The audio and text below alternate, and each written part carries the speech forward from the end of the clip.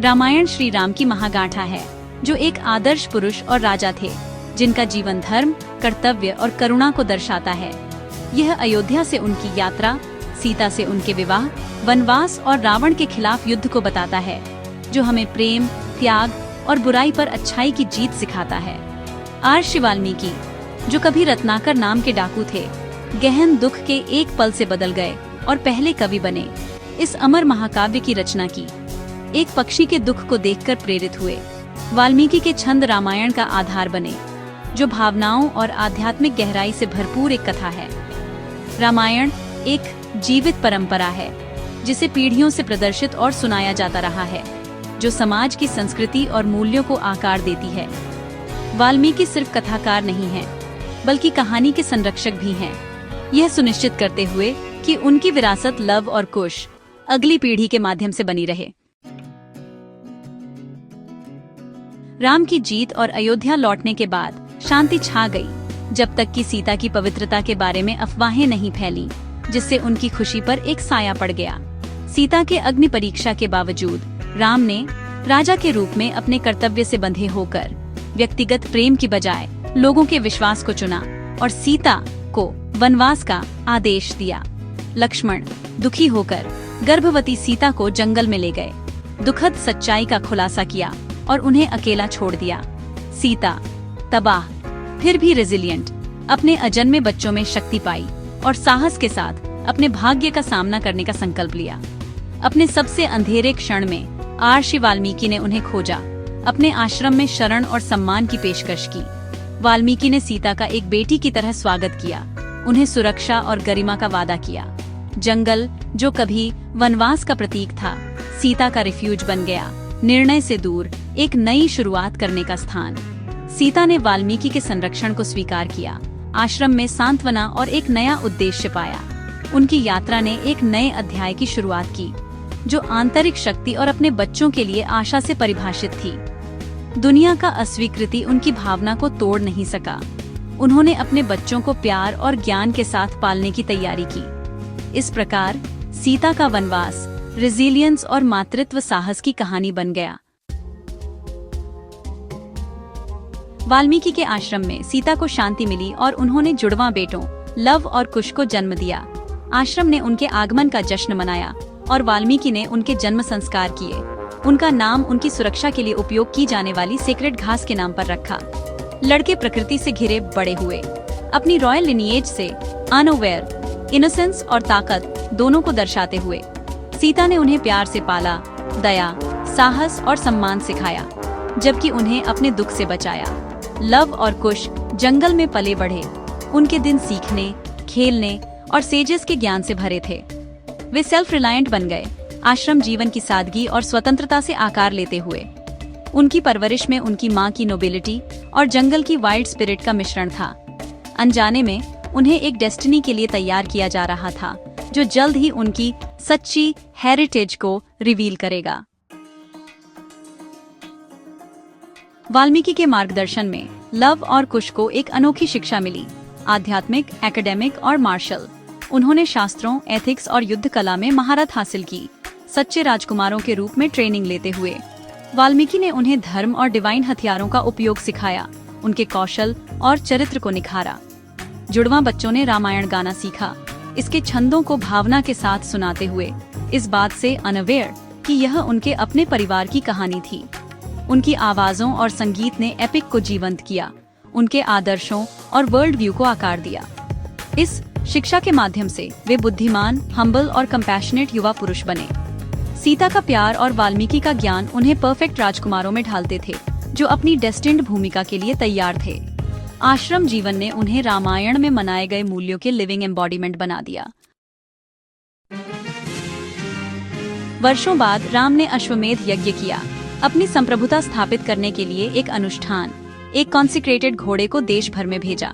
सीता की अनुपस्थिति में एक सुनहरी मूर्ति ने समारोह में उनका प्रतिनिधित्व किया, जो राम के एंड्यूरिंग प्रेम और दुख का प्रतीक था। घोड़ा वाल्मीकि के आश्रम में भटक गया, जहां लव और कुश, अब किशोर, ने इसे एक चुनौती के रूप में देखा। इसके महत्व से अनअवेयर उन्होंने घोड़े को पकड़ लिया, अपने आश्रम के सम्मान का दावा करते हुए। यह इनोसेंट कार्य अयोध्या के साम्राज्य के लिए एक सीधी चुनौती बन गया। अज्ञात वन राजकुमारों और अयोध्या की शक्ति के बीच टकराव के लिए मंच तैयार था। डेस्टिनी एक परिवार को फिर से मिलाने वाला था जो भाग्य से अलग हो गया था। अयोध्या के सैनिक यह देखकर स्तब्ध रह गए कि घोड़े को 2 लड़कों ने छाल के कपड़ों में पकड़ लिया था।